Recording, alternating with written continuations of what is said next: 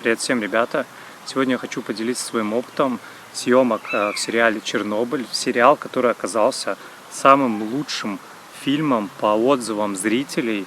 То есть он сейчас стоит на первом месте в рейтингах. Не то, что он обогнал «Игру престолов», он обогнал вообще все фильмы, которые только можно. И я с особой гордостью могу сказать, что я тоже принимал участие в съемках и хочу поделиться своим опытом, как там все это было за кадром. Сериал увековечил очень много мест в Литве. Район Фабионишки, который выступал в роли Припяти. Та же камера, где сидела женщина, вот этот физик, она тоже снималась в Вильнюсе, музее геноцида. Местность возле Припяти, болото, тоже где-то снимали возле Вильнюса, там есть какой-то район, там даже специально сказали не стричь траву, не постригать, чтобы она была вся заросшая и максимально напоминала округу Припяти.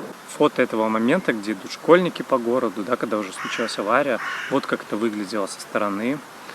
Все это происходило в Вильнюсе. Вильнюс на какое-то время был чисто советским городом, похожим на Припять, где все сходили в советской одежде, ездила советская техника.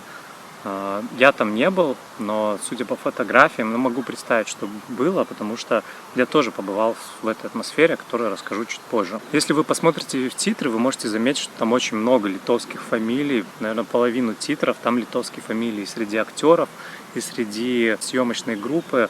Само здание электростанции Чернобыльской, это здание Игналинской атомной электростанции, и из-за того, что там как раз-таки происходила вся эта съемочная деятельность, и поэтому было объявление на доске объявлений, которое я нашел, что нужны будут съемки идти, нужна массовка, и кто хочет, может поучаствовать. Мне просто стало интересно, и я тоже решил поучаствовать. В общем, я зарегистрировался, потом была встреча всех актеров, кто захотел поучаствовать. Оно проходило в школе. Сразу как-то определили, дали мне роль пожарного. Сказали, кстати, не стричься. То есть я к тому времени уже был заросший. И после того, как мы пришли, еще сказали, съемки будут через 2 месяца, не стригитесь. Потому что тогда в советское время там же все были обросшие, волосатые. И чем ты волосатее, тем ты более похож на того человека того времени. Один день мы ездили на примерку в Вильнюс. Тоже был автобус заказан, все было оплачено. За этот день тоже платили, как за съемочный день. Там как раз-таки выдали одежду мне пожарного, примерка была, размер сапог, чтобы подходил, сам этот шлем там и так далее. В общем, все это примеряли, фотографировали. Съемки оттуда с костюмерной. Там очень много вообще реквизита было. Кстати, за день платили 25 евро.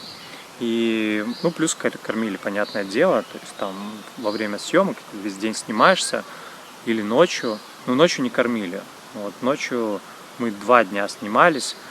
Когда ночные были съемки, один день не кормили, другой день покормили вечером, потому что мы приехали в 6 часов, и потом у нас была всю ночь нужно было сниматься. Еда тоже разнообразная была, от каши там перловой, гречневой, котлеты, как из этих советских столовых, такая полевая уличная кухня.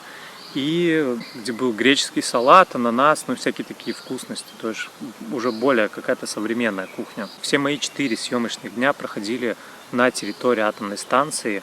2 дня мы снимались возле атомной станции, и 2 дня я снимался на территории. То есть нам всем, актерам, массовки, всем делали специальные пропуска, потому что это закрытая территория, туда нельзя было проходить. Кому интересно, уже было видео об атомной электростанции. Можете перейти потом после видео, там тоже будет в конце, и посмотреть. Так что все, что снималось у Чернобыльской атомной электростанции, это снималось на территории Игналинской атомной электростанции. Все эти кадры, где они в вагончике сидят, разговаривают, машина, где это ездит, все это снималось именно там. Один день мы снимали очень такую красивую сцену, где ехали пожарные ночью на вызов.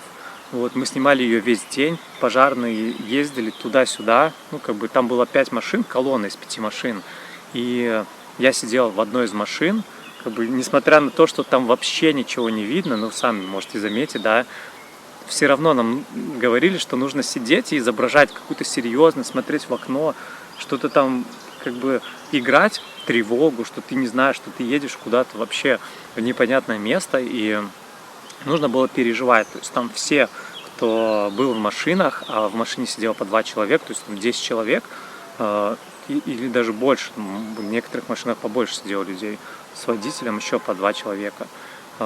Всем им нужно было играть какую-то серьезность, то есть несмотря на то, что вообще в итоге там ничего не было видно.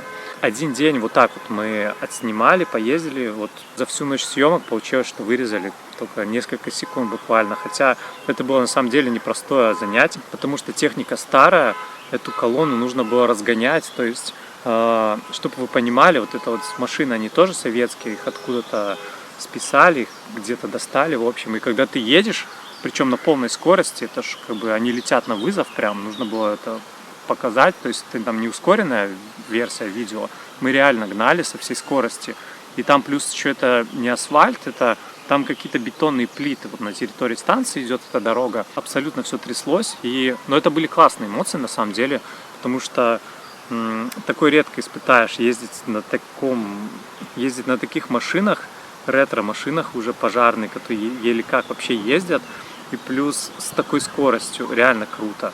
И очень сложно было разворачиваться, потому что места очень мало, там была колонна из 5 машин, с лестницами, со шлангами там, и так далее. Ее нужно было, всю эту колонну, очень грамотно разворачивать. На развороты мы тратили очень много времени, но было интересно. Также второй ночной день мы также снимали, примерно по той же схеме, только мы ехали на саму станцию, не по территории катались. Примерно вот этот вот кадр, просто вот когда снимали мигалку, там какую-то просто со стороны, как едут машины. То есть это было по дороге на станцию, вот по этой дороге, как раз таки до станции. То есть мы ехали от этого места, потом доезжали до станции, там есть такой круг, делали круг, разворачивались, ехали обратно. Опять там разворачивались, тоже это было непростое, опять же, занятие из-за того, что это была колонна из 5 машин, или из трех, или из 5 машин там была колонна, и опять же, нужно было это все очень аккуратно разворачивать, плюс в темноте, где ничего не видно. Еще один день мы снимали на территории станции уже, как я говорил, там по пропускам только нужно было проходить. Мы снимали вот эту вот сцену, на этой сцене даже видно меня, я сам себя нашел. На заднем фоне мы что-то суетимся, готовимся к чему-то, к каким-то действиям. То есть тоже у каждого была роль. Мне нужно было вылезти из машины, обойти ее и открыть дверцу, где находились пожарные шланги. Вот. Ну и у других то же самое. Там что-то было размотать, кого-то шлангу, что-то еще. Вот. И опять же, это несколько секунд только была сцена, мы снимали тоже ее весь день. Вот в этом моменте я ощутил вообще всю никчемность пожарной формы. Ни о какой защите там абсолютно вообще нету речи. Сапоги эти дешевые, самые, которые были мега неудобные. И как только ты просто надеваешь их, встаешь, у тебя сразу начинают болеть ноги. То есть и в таком состоянии нужно было находиться весь день. Жара, ноги болят от этих сапог. В общем, плюс ты в этой форме, в каком-то там шлеме лазишь. Вот негде было сидеть тоже, потому что все время был такой момент, что ты готовишься к съемкам, пока с каждым поговорят, то есть вот этот весь процесс, он всегда нужно было быть наготове. В тот же день мы снимали еще одну сцену, когда водолазы, вот эти спасатели, да, которые вот вообще герои, оказавшиеся на самом деле, которые слили воду из резервуара. 3 самоубийцы, которые, казалось, в конце фильма сказали, что 2 до сих пор еще живы, а всем сказали, что они погибли при вот этой вот операции. Вот мы снимали сцену, как они выходят из здания. Вообще, мне эта сцена казалась более какой-то такой радостный, такой воодушевленный какой-то, то есть такой slow-motion, они выходят, радуются, какая-то музыка трогательно играет, что вообще мир спасен, как Армагеддон какой-то. А на самом деле в фильме показали как-то это очень все сухо, быстро и вообще без эмоций как будто. Но вот они вышли, хотя у нас на сцене, то есть нам нужно было, когда они выходят, открывается дверь, начинается съемка, мы бежали вот со стороны от машин, и просто хлопали, там радовались, нам нужно было играть счастливые лица, что просто вот мир спасен, они герои. В фильме оказалось это все немножко по-другому. Потом еще одна была сцена, которую тоже вырезали, но она оказалась вот для меня самой какой-то запоминающейся, самой смешной вообще во время съемок. Когда вышли эти водолазы, там была команда, потом качать воду. Вот этот генерал, который кричал, нужно было качать. И пожарные бежали к машинам, доставали шланги, вытягивали. То есть нас учили это делать, как правильно. И потом нужно было шланг соединить. Чтобы вы понимали, он очень тяжелый и вообще неповоротливый. И там такие железные какие-то наконечники, которые нужно было соединить. А это вообще очень неудобно на самом деле.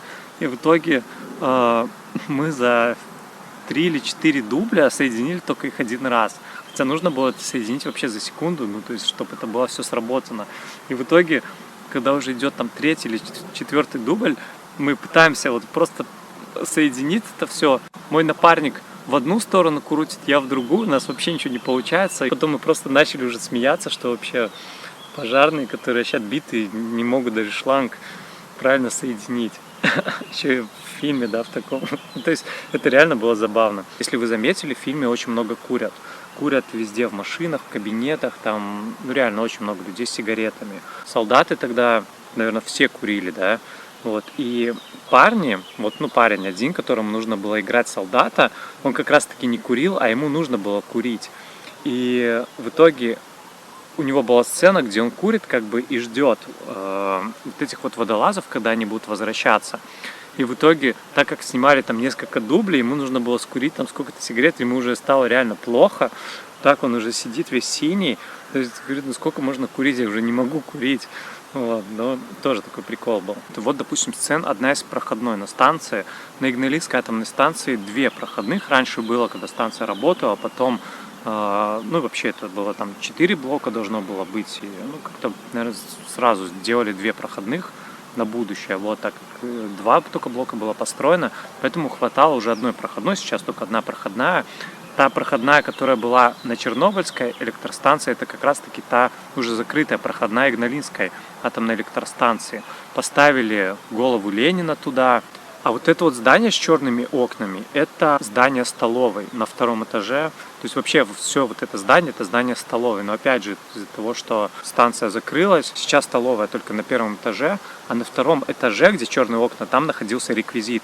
И как раз-таки там мы один из дней сидели, вот тоже переодевшись. Вот это, кстати, фотография, селфи, которую я делал в форме пожарного, она оттуда, со 2-го этажа. Это как раз-таки, когда мы ожидали своей очереди, мы находились все там. Там же находился весь инвентарь, вся одежда. Мы приходили туда, ну все приходили туда, переодевались, гримировали там же. И оттуда выходили и шли уже или на станцию, или на съемочную площадку там в округе, кто где снимался. Так что, ребята, кто не смотрел этот сериал, обязательно посмотрите. Здесь слилось все. И искусство, и наука, и история. И на самом деле, вот в плане даже науки очень круто разложили все по полочкам, как произошла авария станции. Восстановили все. То есть это как документальный фильм даже. Была реконструкция событий. И плюс разложили, как работает атомная электростанция, да, чтобы люди понимали вообще, как там все происходит доступным языком. Плюс из-за чего произошла авария, потому что я, допустим, тоже не знал, ну и вообще, наверное, большинство, кто посмотрел, не знали, из-за чего именно произошла авария на самом деле. И как все это было, кто виновен, и вообще всю эту вот историю, плюс еще с глубоким таким подтекстом, и, ну, вообще, очень круто. После такого колоссального успеха сериала «Чернобыль» участились экскурсии на Игналинскую атомную электростанцию. Люди стали как-то больше этим интересоваться, захотели побывать в этих местах. И Сагинасу это на руку, конечно. Также там есть блок управления, копия его, которая тоже находится на территории Лока бывшего. Те, кто живут в Вильнюсе, район Каролинишкис, наверное, тоже с особой гордостью теперь могут ходить там и узнавать эти места, эти дома, эти вывески, эти окна из сериала «Чернобыль». Так что, ребята, обязательно посмотрите сериал, посмотрите видео про атомную электростанцию Игналинскую, где все это снималось. Вот. И все. Всем хорошего дня. Пока.